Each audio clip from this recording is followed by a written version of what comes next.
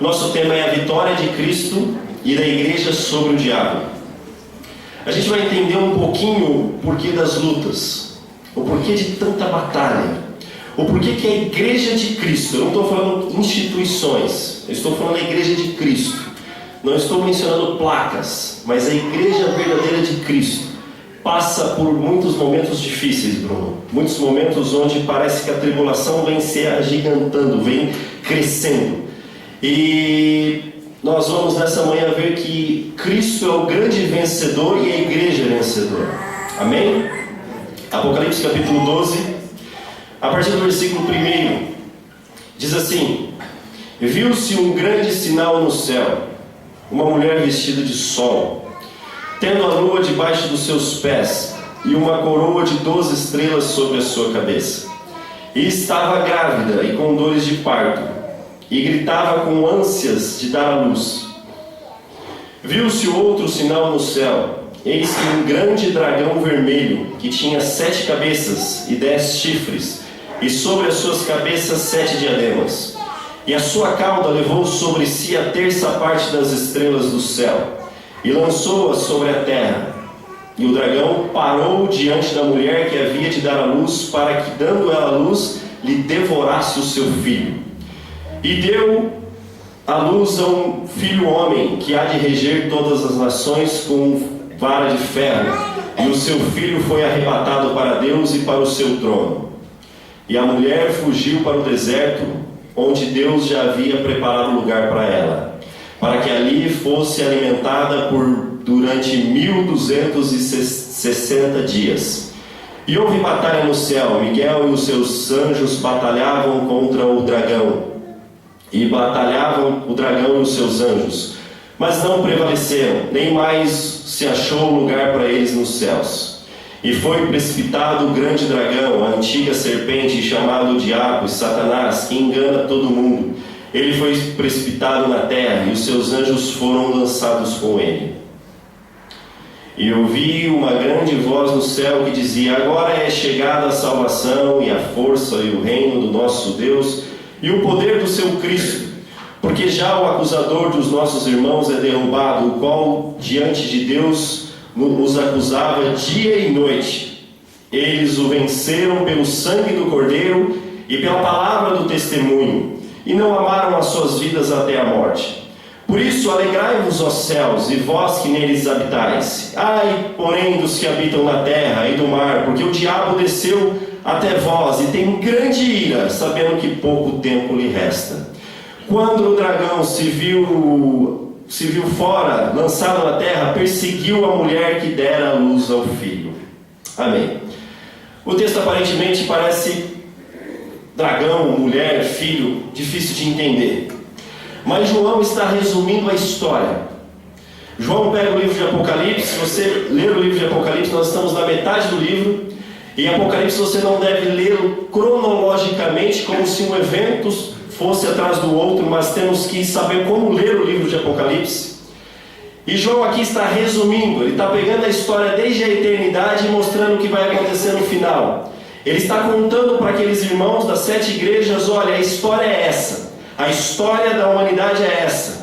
A história do dragão perseguindo a mulher, a história da vitória do filho da mulher e a vitória da mulher contra o dragão. Se lermos, o dragão tem 3 derrotas: a derrota para Miguel e os seus anjos, a derrota para o Cordeiro e a derrota para a igreja. 3 derrotas. Então, algumas pessoas leem o livro de Apocalipse com medo, olham para o livro com muito medo, como se o livro fosse algo, olha, tenebroso para a igreja. Mas nós temos que entender de maneira contrária. O livro de Apocalipse é a grande cereja do bolo da história da humanidade, onde Deus está mostrando para a igreja: quem vai triunfar é o Cordeiro, e a igreja que está com o Cordeiro, não é o diabo. Quem vai triunfar é Cristo. Cristo é o grande vencedor da história. É isso que a gente tem que entender, porque aí nós começamos a compreender o nosso papel, Rivael, como igreja. Nós começamos a entender um pouquinho das nossas perseguições e das nossas tribulações. Mas é muito diferente quando eu compreendo que eu saio vencedor no final, Claudinha. Quando uma batalha está acontecendo, que a gente sai vencedor no final. Você sabe que na Copa de 1950, dizem que quando a Copa começou e o Brasil, e o Saulo não está aqui para contar, o Saulo poderia estar aqui para contar, né? Melhor do que eu.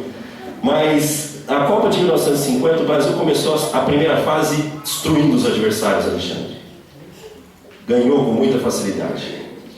Passou outra fase, ele ganhou também com muita facilidade. Chegou na final, havia uma grande expectativa.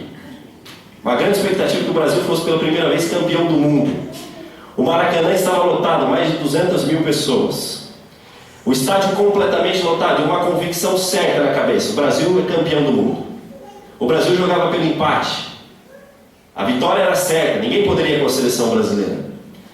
E o Brasil começa ganhando o jogo. Aí a certeza veio mesmo. De repente o Uruguai empata o jogo.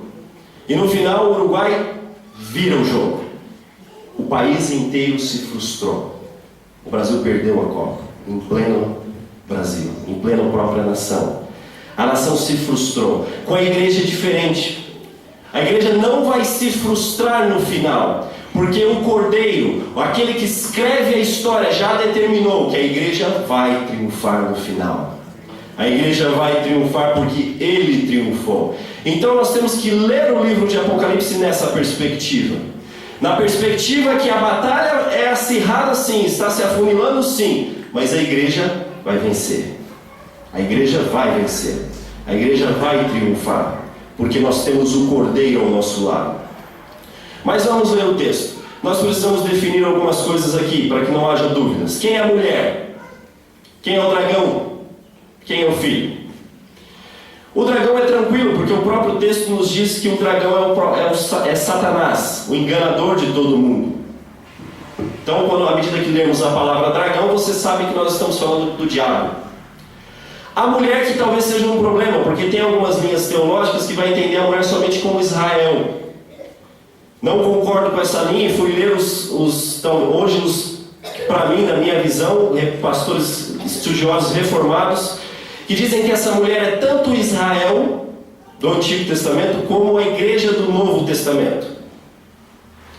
Por quê? Porque você sabe que os crentes do Antigo Testamento eram justificados da mesma forma. Eles eram justificados pela fé, na fé no Messias que havia de vir. Ninguém jamais foi justificado por Deus perante a lei.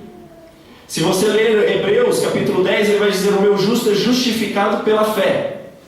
Então Cristo justifica tanto os crentes do Antigo Testamento, e nós nos chamamos de crentes, de igreja do Antigo Testamento, como os crentes do Novo Testamento.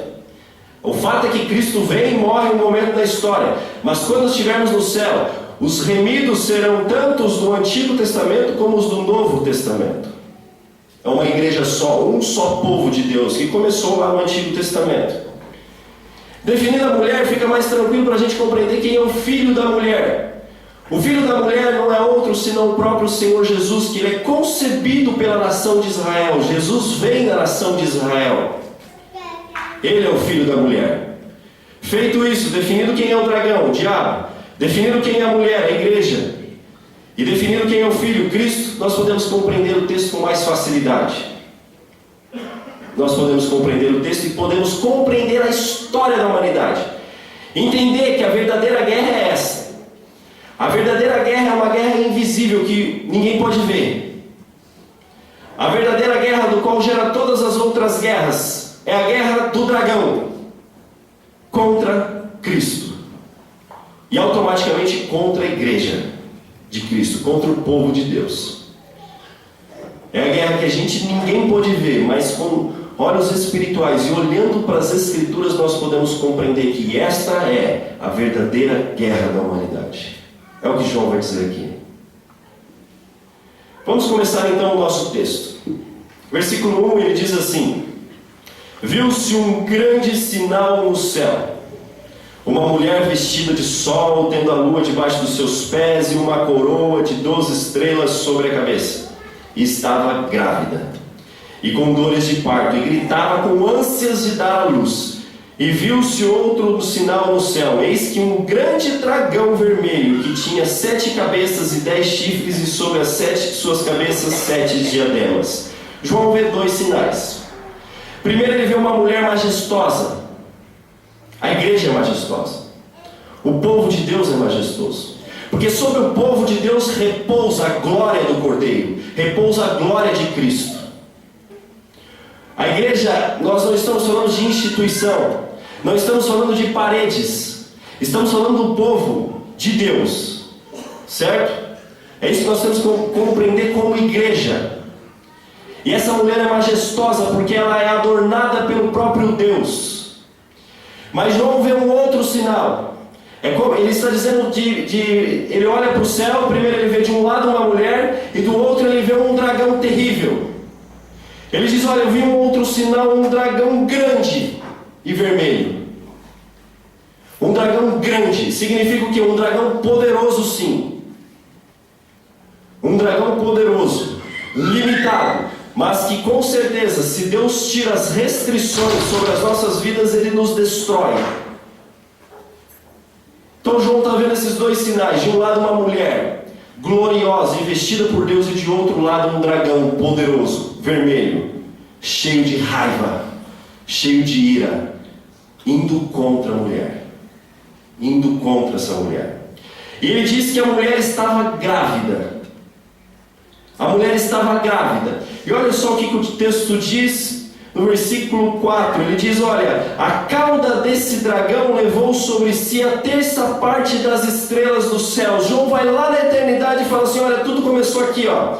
Quando esse dragão caiu dos céus, perdeu a sua posição de anjo, ele leva consigo, ele consegue arrastar um terço dos anjos consigo. Ele engana. Mais para frente João vai dizer que o Satanás é enganador. Ele consegue ludibriar, ele consegue enganar com facilidade as pessoas. Isso nós vemos claramente, por exemplo, quando você lê o livro de Gênesis capítulo 3, você vê que o diabo conta uma história para a serpente, né? Ele primeiro começa dizendo: você vai ser como Deus. Depois ele vai dizer que Deus não quer que eles saibam a verdade. Ele vai dizer que Deus é mentiroso, e a mulher cai no conto da serpente. O que João está querendo dizer: olha, tudo começou na eternidade, quando esse dragão se rebelou contra Deus. Ele cai do céu, ele perde a sua posição, ele perde a sua posição de querubim, ele perde a sua posição de aceito por Deus, e ele leva consigo os anjos que agora se tornaram demônios, alguns dos anjos que se tornaram demônios. João está nos trazendo a história para que aquela igreja compreenda um pouquinho dos sofrimentos que elas estavam passando. Quem era que estava causando aquele sofrimento? Quem estava por detrás do imperador que estava levantando toda aquela tribulação contra a igreja? E João vai continuar dizendo: ele levou sobre si, ele levou a terça parte das estrelas consigo. E aí ele diz assim: o dragão parou diante da mulher que havia de dar à luz, para que, dando ela a luz, lhe tragasse o filho. Agora vamos imaginar a cena, use a sua cabeça. Pensa numa mulher, e o grande dragão, e essa mulher frágil, grávida, e o dragão para diante dela, e observa essa mulher, e ela está grávida, e o dragão está esperando um momento, o nascimento do filho da mulher. Para quê? Para devorar o filho da mulher. É isso que João está querendo dizer. Quando você lê o Antigo Testamento, nenhum povo sofreu tanto, passou tantos, perdão a palavra, perrengue como o povo de Israel. Olha, o povo que sofreu. O povo de Israel foi, muitas das vezes, passaram por momentos muito difíceis. Se a gente ler a história do povo de Israel, a gente fica pasmo com tanta luta, com tanto sofrimento. Por quê? Porque o dragão estava diante da mulher, querendo devorar o filho. E tudo começa em Gênesis capítulo 3, versículo 15. Quando você lê Gênesis capítulo 3, versículo 15, você tem uma palavra de Deus para o diabo. Adão e Eva caíram, e Deus vem em Adão e dá uma sentença, Deus vem em Eva e dá uma sentença, e Deus vai tratar com o diabo que enganou Adão e Eva. Deus chega na serpente e diz o seguinte: eu vou colocar inimizade entre ti e a mulher, entre o seu descendente e os seus descendentes. Este descendente da mulher te ferirá a cabeça, e tu lhe ferirás no calcanhar. O que Deus estava dizendo para a serpente? Vai ter um dia na humanidade, na história da humanidade, que eu vou mandar alguém, e é um homem, é uma pessoa nascida de mulher. Este vai destruir o seu poder. Ele vai destruir o poder que o homem deu a você. Ele vai destituir a sua autoridade. Ele vai acabar com todo o seu poder. Você vai ferir o calcanhar dele. O que Deus estava querendo dizer? Você vai matá-lo, mas ele vai destruir você. Satanás só não compreendia que a morte de Cristo era a forma de Deus matar Satanás. Ele não compreendia isso. Quando Satanás ouve essa sentença de Deus, que haveria um dia na história que Deus haveria de mandar um homem, representante da humanidade, que não seria como Adão, e queria submeter-se a Deus completamente para destituir o poder dele, Satanás começa a analisar a história. E aí, Adão e Eva têm 2 filhos. E Satanás inculca no coração de Caim raiva contra Abel, porque imagina que Satanás concebeu, vai vir de um deles. E aí ele percebe Abel, um homem que traz ofertas agradáveis a Deus. Caim se levanta e mata Abel. Mas Deus levanta 7. E a história continua. A história continua até que em determinado momento a humanidade entra numa corrupção terrível e Deus promete destruir toda a terra e manda o dilúvio. Mas Deus preserva uma família. Deus preserva a família de Noé. A promessa ainda continua. Então Deus vem, vai em Ur dos Caldeus e chama um homem. Chama um homem chamado Abraão. E diz a Abraão: a sua descendência abençoará todas as famílias da terra. Ali Satanás começa a funilar as coisas. Espera aí, eu não preciso focar na humanidade inteira, eu preciso focar num povo. Desse homem vai vir aquele que vai tentar me destruir. E Satanás então para os olhos sobre a casa, sobre a família de Abraão. Nasce Ismael. E Abraão tem dúvidas em determinado momento, porque o filho, o herdeiro é Isaac, que viria de Sara. E Sara engravida e tem um filho. Ismael persegue Isaac, mas Isaac é preservado. Nasce Jacó. E Jacó tem 12 filhos. E aí eu imagino que as coisas dificultam um pouquinho para Satanás, mas no final da vida de Jacó, você vê Jacó chamando os 12 filhos. E para um dos filhos, Judá, Jacó fala o seguinte: Judá, o cetro, o reinado nunca se apartará de ti. Se você ler lá, está escrito isso em Gênesis: de ti sairá aquele que há de reinar por todas as nações, Judá. Quer dizer, Jacó tinha 12 filhos, desses 12 filhos havia Judá. O que Jacó estava dizendo? Judá, o rei sairá de você. O reinado nunca vai se apartar da sua família. Tanto que se você pegar a história de Davi, Davi é descendente de Judá. E quando você lê a genealogia de Cristo, Cristo é dessa descendência. E aí você vê a família de Judá sendo muitas vezes dizimada. Eu quero que você leia agora uma história em 2 Reis, capítulo 11. Você vai ler que a história do Messias vindo ao mundo ficou por um triz, por um bebê. A história da promessa foi salva por um triz, porque um bebê foi preservado. 2 Reis, capítulo 11, versículo 1, nos conta a história de Atalia, uma rainha sanguinária, uma rainha má. E olha o que o texto nos diz: vendo, pois, Atalia, mãe de Acasias, que seu filho era morto, levantou-se e destruiu toda a descendência real, toda a descendência de Judá. O que essa mulher fez? Quando o filho dela é morto, ela dá uma ordem: matem todos os descendentes reais. Todos os descendentes reais. Todos. E o texto nos diz que Jeoseba, filha do rei Jorão, irmã de Acasias, tomou Joás, um menino, filho de Acasias, furtando dentre os filhos do rei, porque os filhos do rei estavam morrendo. Essa mulher estava matando todos os filhos do rei. E o pôs a ele sobre a sua ama na recâmara, e o escondeu de Atalia, e assim não o mataram. Sabe o que Deus fez? Deus preservou um bebê, para que a semente não fosse morta.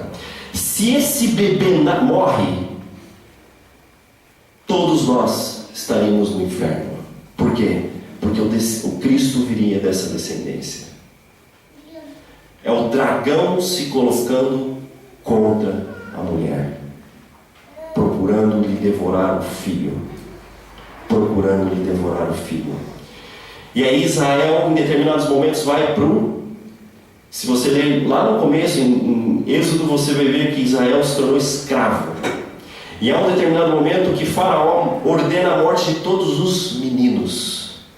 Mas Deus coloca temor no coração das parteiras e elas não matam os meninos.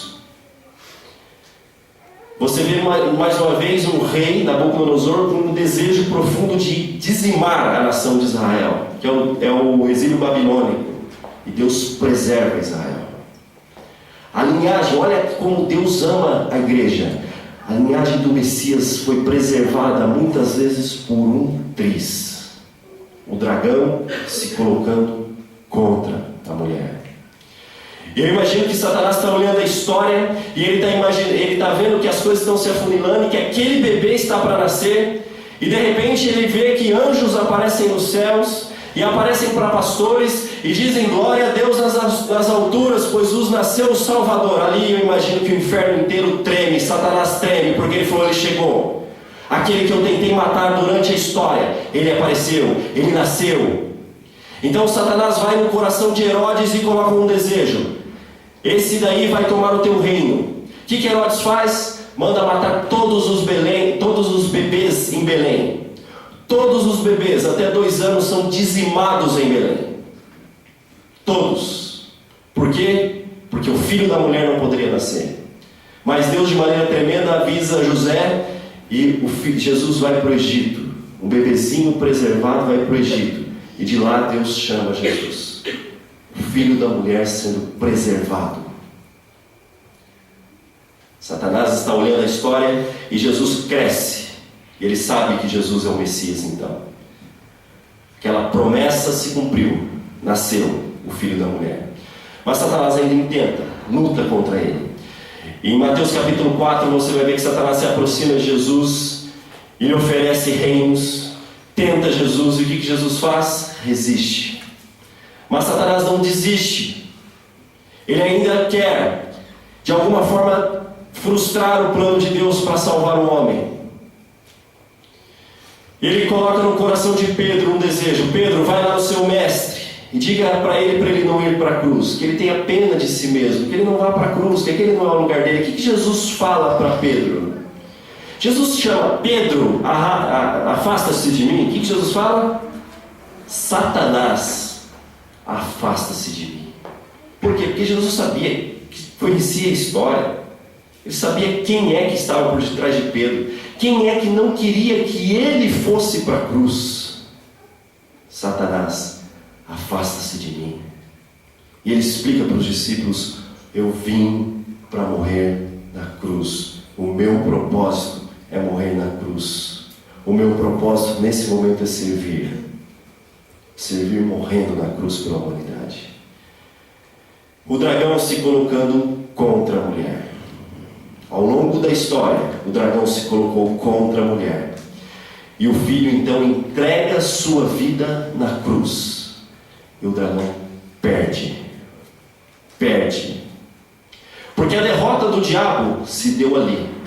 Na morte de Jesus, diz Hebreus, Satanás também morreu. Não morreu, ele ainda está vivo, mas é destituído. Daqui a pouco nós vamos ler isso. Ele é despojado de todo o seu poder e autoridade. Agora vamos ler o versículo 5. Ele diz assim: deu à luz um filho que há de reger todas as nações com vara de ferro. E aí João resume a história. Ele está resumindo a história. Versículo 5 do capítulo 12 de Apocalipse. E o seu filho foi arrebatado para Deus e para o seu trono. O que João está querendo dizer? Olha, ele não está contando a vida inteira de Jesus. Ele está falando do nascimento e da morte e o momento que Jesus é assunto ao céu. E o seu filho foi arrebatado para Deus. Tem alguns intérpretes que compreendem isso como um arrebatamento secreto. O texto não diz, não dá a entender isso. O texto é claro em dizer que esse que foi arrebatado é o Filho.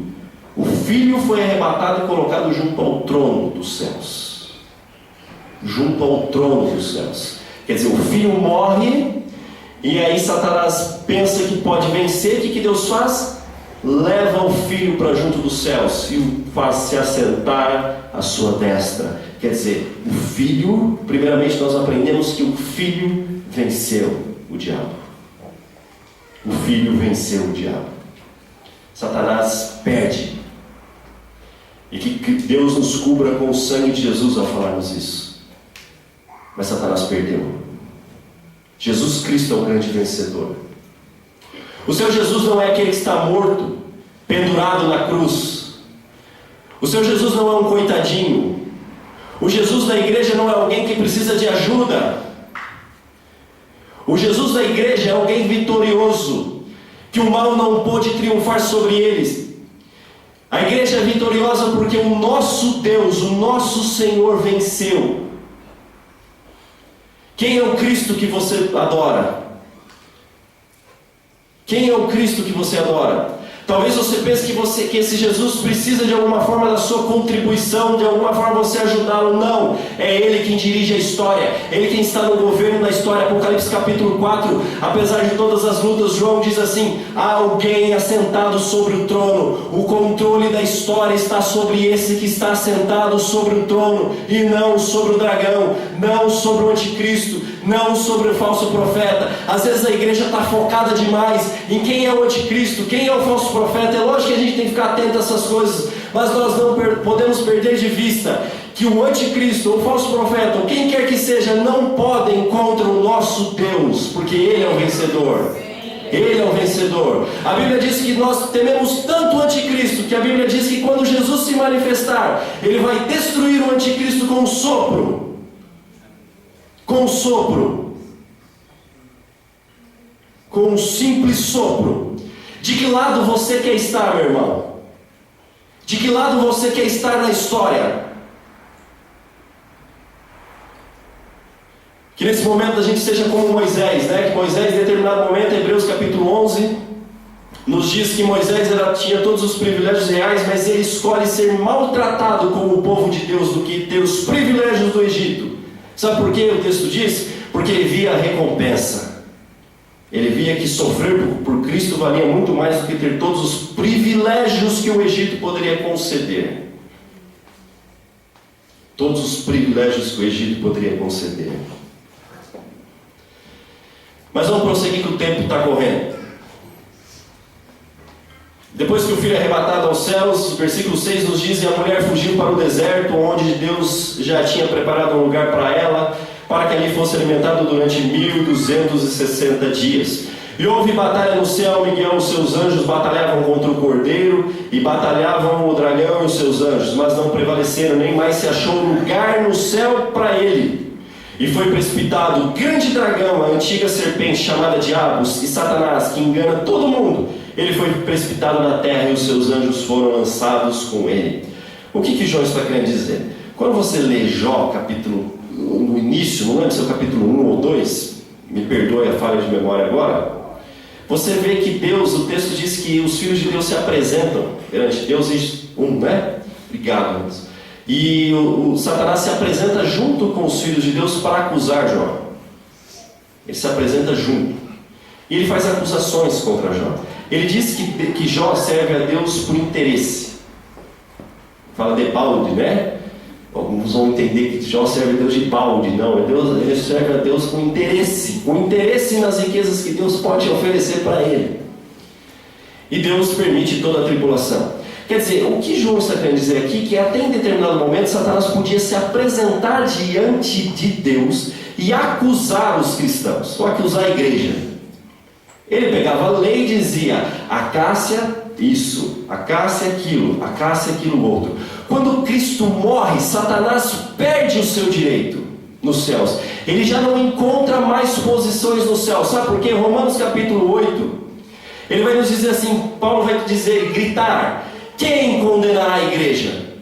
Quem pode acusar a igreja? Nós falamos sobre isso na quinta, né? Quem pode acusar a igreja? Quem pode condenar a igreja? É Cristo quem morreu pela igreja. Ninguém pode mais chegar diante do trono de Deus e acusar a igreja, porque há um advogado do lado do Deus Pai defendendo a igreja. Então Satanás é destituído dessa posição de acusador perante Deus. Ele perde o seu lugar. A igreja já não recebe mais acusação. Deus não recebe mais acusações em relação à igreja, porque o sangue de Cristo está derramado sobre a igreja. E Paulo diz, olha, nenhuma condenação há sobre aqueles que estão em Cristo Jesus. Quer dizer, o papel do diabo perante Deus, ele perdeu. É o que diz o texto. Aqui ele não está falando da eternidade, no aspecto lá do começo da eternidade. Aqui ele está querendo dizer que Satanás perdeu o seu lugar na morte de Cristo. Aqui que ele é despojado, porque ele usava a lei para acusar os cristãos. Então ele vai falar assim, olha, houve batalha nos céus. Quer dizer, Satanás perde o seu lugar. E diz que ele foi precipitado da terra para a terra o grande dragão, a antiga serpente, chamada Diabo e Satanás, que engana todo mundo, e foi precipitado na terra, e os seus anjos foram com ele. E agora olha o que os anjos dizem. E ouvi grande voz nos céus que dizia, agora, é aquele momento em que o Cordeiro entra e vence na cruz e ressuscita, agora é chegada a salvação, a força e o reino do nosso Deus e o poder do seu Cristo. Olha só o texto, porque já o acusador dos nossos irmãos é derrubado. O acusador dos nossos irmãos perdeu a sua posição, é derrubado, o qual diante do nosso Deus os acusava no passado, de dia e de noite, de dia e de noite, de dia e de noite. Ele perde a sua posição. A vitória da igreja está na cruz. E eles o venceram pelo sangue do Cordeiro e pela palavra do seu testemunho, e não amaram as suas vidas até a morte. Por isso alegrai-vos, ó céus, e vós que nele habitais. O anjo está dizendo, céus, fiquem alegres, porque essa pessoa que não é bem-vinda já não está mais aqui, já não há mais espaço para ele aqui, porque o Cordeiro de Deus está aqui, aquele que justifica o homem está aqui, aquele que pagou o preço pelo pecado do homem está aqui. Tudo mudou da morte de Cristo. Mas o anjo diz algo que cabe nesse momento para mim e para você, como diz John Stott, nós estamos no ainda não. Cristo já morreu por nós, mas ainda não temos por completo, vivenciamos essa vitória por completo, só vamos viver isso no céu. Olha o que o anjo diz, mas ai dos que habitam na terra, ai dos que habitam na terra e do mar, porque o diabo desceu até vós, e tem grande ira, sabendo que pouco tempo lhe resta. Ai da igreja, ai daqueles que habitam na terra. João está querendo dizer, olha igreja, é o seguinte, vocês já são vencedores, mas o diabo não se deu por vencido. Não sei se vocês já mataram uma barata. Aquela barata, quando você mata, ela ainda fica mexendo, uma coisa de louco. Não dá para entender, né? Ela matou e ela ainda continua se mexendo. Ela já não pode fazer nada. E não pode mesmo. Ela nunca pôde fazer nada contra nós, a barata, né? As mulheres que o digam. Mas Satanás não se deu por vencido. De alguma forma agora ele quer machucar o Cordeiro. De alguma forma agora ele quer pisar novamente no calcanhar do Cordeiro. Quando você lê a conversão de Paulo, que era Saulo, você vê que quando acontece a conversão dele, ele perseguia a igreja, perseguia famílias, perseguia pessoas que estavam com Cristo. Jesus aparece para ele e diz assim, por que persegue a minha igreja? É isso que Jesus disse para ele? Não, porque me persegues. Jesus disse isso a Saulo, é só você ler lá. Porque me persegues.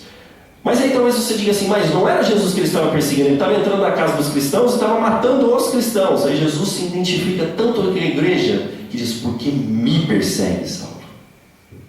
Porque você está me perseguindo. Sabe por quê? O dragão ainda continua intentando contra a igreja, contra o Cordeiro, achando que de alguma forma pode vencer. E se você lê o texto, ele não encontra formas. O tempo não vai nos permitir estudar isso por completo, mas ele não encontra formas de vencer a igreja. Então ele para diante do mar. No capítulo 13 ele para diante do mar e ele chama do mar um auxílio. Ele chama o anticristo.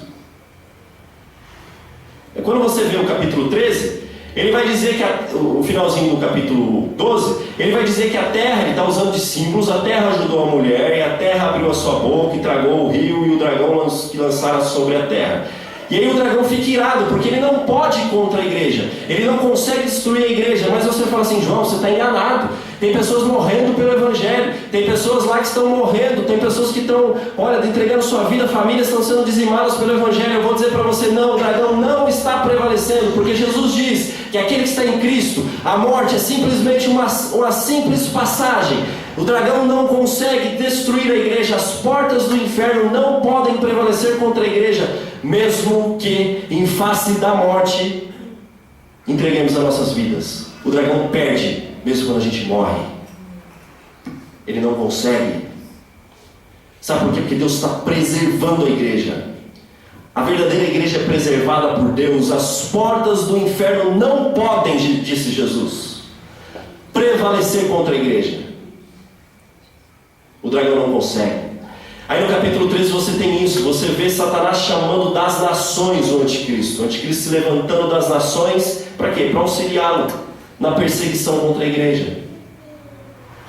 É um assistente dele.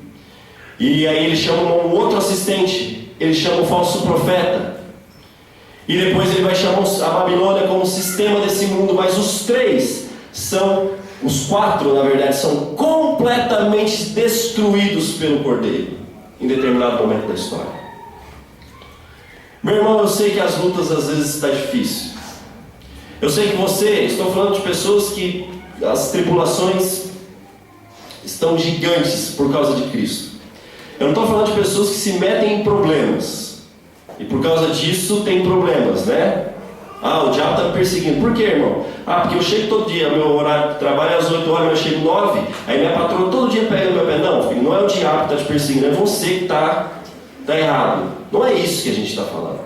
Nós estamos falando desse tipo de perseguição. Nós estamos falando de perseguições que os nossos filhos, os nossos adolescentes estão na escola, e por eles não ficarem, ou por eles não fazerem coisas que é agradável à maioria da moçada, eles são ridicularizados por causa dos princípios deles, são colocados de lado. Nós estamos falando de você, homem, mulher de Deus, que não aceita suborno ou qualquer coisa assim por causa dos seus princípios, e você é colocado de lado. Às vezes perde posição e dinheiro por causa dos seus princípios. Nós estamos falando da igreja verdadeira, que o sistema desse mundo pressiona, para destruir. É dessa igreja que nós estamos falando. Pessoas que levam Deus a sério, pessoas que levam o Cordeiro a sério. Nós estamos falando de crente que um dia está aqui, outro dia está ali no mundo, fazendo as mesmas coisas, experimentando os mesmos princípios, e crê de uma maneira totalmente rala, ele não tem Cristo verdadeiramente enraizado nele. Mas ele vive com o pé no mundo e o pé na igreja, né? Na igreja que eu falo, é a igreja de Cristo. Nós estamos falando desse tipo de igreja. E aí a pergunta é: como que a igreja vence o dragão? O versículo 11 do capítulo 12 vai nos dizer. Diz assim: eles o venceram pelo sangue do Cordeiro. Como que a igreja vence o grande dragão? Por causa dos méritos de Cristo. A base da igreja é os méritos de Cristo. Por isso que no início eu falei para vocês, olha, o convite a irmos na palestra, porque um dos princípios da reforma é voltarmos às Escrituras e fixarmos os nossos olhares nas Escrituras, porque as Escrituras vão nos dizer só a fé, só a graça, só as Escrituras. É voltarmos os nossos olhos a essa verdade. É entendermos que a igreja não vence na força do braço. A igreja vence por algo que aconteceu há mais de 2000 anos atrás. A igreja vence por causa do sangue do Cordeiro derramado por nós. A nossa vitória, meus irmãos, está ali, nele. Não é Miguel que deu a nossa vitória, não é Maria, não é Paulo, não é ninguém. A vitória da igreja está sobre o Filho. É por isso que Satanás não queria que ele nascesse. Porque quando Cristo morre, ele abre as portas dos céus. Ele abre e rasga o véu e diz: entrem, entrem. Eu morri, eu ressuscitei, o véu foi rasgado de alto a baixo. O coração do Pai está aberto para todos. Ele faz um convite generoso à humanidade: basta crer nesse Deus, se arrepender e crer em quem Ele é. A nossa vitória, eles o venceram. A igreja vence por meio dos méritos de Cristo. Nunca se esqueçam disso. Você só é vencedor não com base na sua justiça. Não é no tanto de vezes que você ora. Você não é vencedor pelo tanto de vezes que você lê a Bíblia, ainda que você deva fazer isso como fruto dessa salvação. Mas você não é vencedor porque você lê a Bíblia, porque você vem aqui cantar, porque você não fala palavrão. Você não é vencedor porque sua família é perfeita, porque sua história não tem erro nenhum. E tem. Você sabe que tem. Você é vencedor porque um dia o Filho se fez homem e morreu no meu lugar e no seu lugar.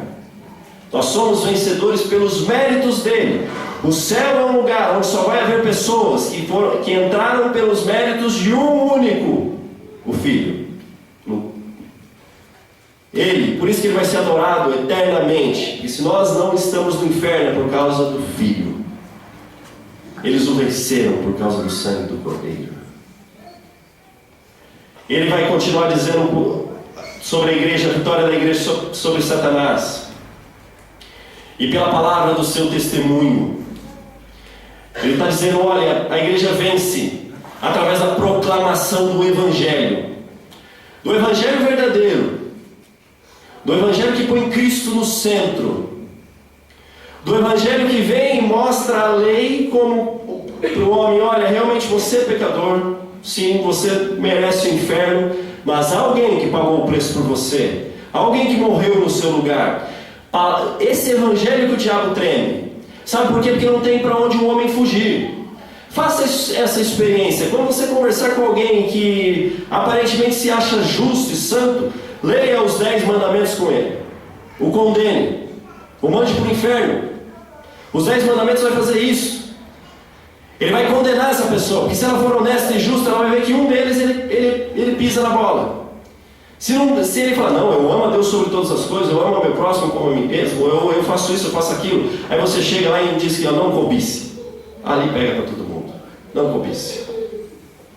Ali pega para todo mundo. Aí ele vai se sentir miserável, como Paulo, né? Olha, miserável homem que sou. Aí você apresenta Cristo. A solução está em Cristo. Se ele compreender essa verdade de quem Cristo é, tudo muda. É esse evangelho que o diabo quer barrar, porque ele sabe que as pessoas vão ser libertas das garras do pecado e do inferno através deste evangelho que proclama a vitória do Cordeiro. Que proclama a vitória do Cordeiro. Venceram pela palavra do seu testemunho. E uma outra verdade é que a igreja vence porque ela não ama a sua própria vida. Ela não ama a morte, a igreja não ama a morte, não é isso. Mas ela ama o Cordeiro acima da própria vida. Ao ponto que, se passarmos por perseguições, se o anticristo aparecer e enfrentarmos lutas terríveis, ao ponto de que se alguém entrar aqui e pedir para que a gente faça escolhas, vamos escolher a morte. Não pela morte, mas pelo Cordeiro. E que Deus coloque isso no nosso coração. Eles amam tanto o Cordeiro que escolhem a morte. Eles amam tanto o Cordeiro que não negociam as suas próprias vidas.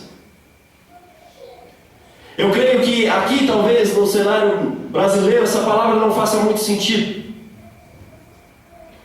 Mas basta irmos para a janela 1040 e aqueles irmãozinhos lerem essa palavra, eles vão compreender.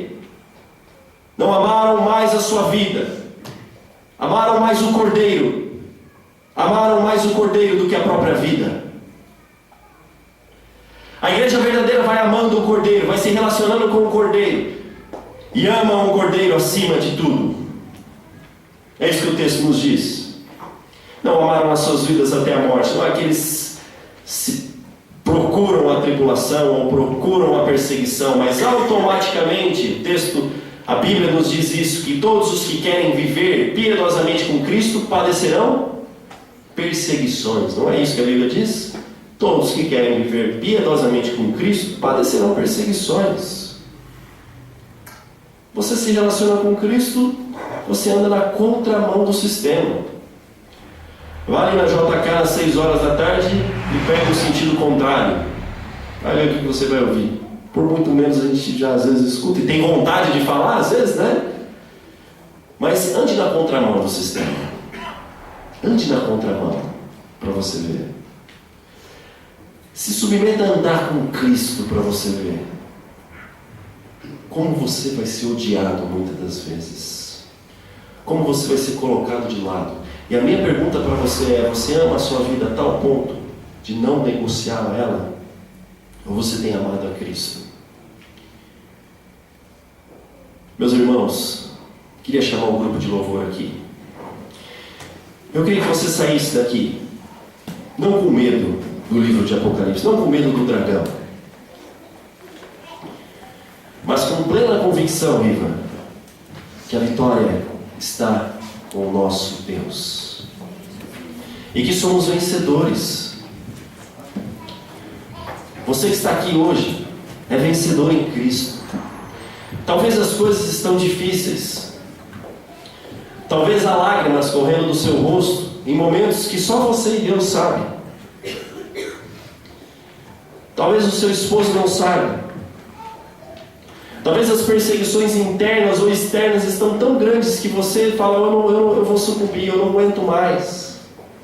Talvez você fale assim: eu vou desistir da igreja. Não desista. Não desista de Cristo. A igreja é gloriosa. Estar com Cristo é estar alicerçado na igreja. É amar a igreja como noiva dele, porque ele ama a noiva. Não desista. A vitória está com o povo de Deus, porque o Cordeiro garante a vitória do povo de Deus. Eu queria pedir que vocês se colocassem em pé.